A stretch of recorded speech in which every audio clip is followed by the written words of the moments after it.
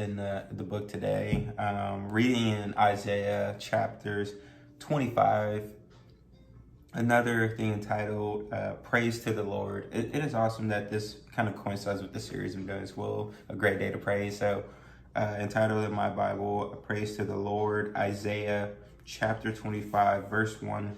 Lord, you are my God. I will exalt you and praise your name, for in perfect faithfulness you have done wonderful things. Things planned long ago. You have made the city a heap of rubble, the fortified town a ruin, the foreigner stronghold, a city no more. It will never be rebuilt. Therefore, strong peoples will honor you. Cities of ruthless nations will revere you. You have been a refuge for the poor, a refuge for the needy in their distress, a shelter in the storm, a shade from the heat.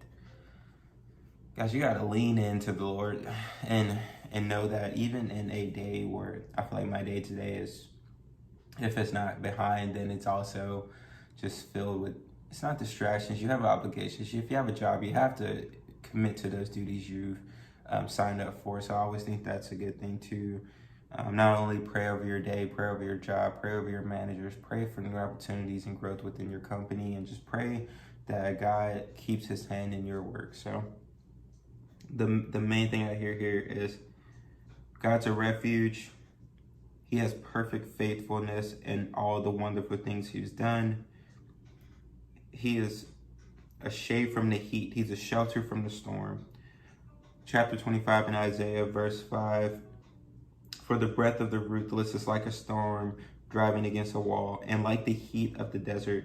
You silence the uproar of foreigners. As the heat is reduced by the shadow of a cloud, so the song of the rootless is stilled.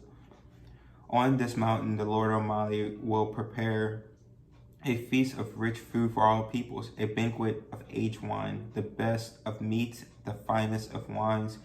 On this mountain, he will destroy the shroud that enfolds all peoples, the sheet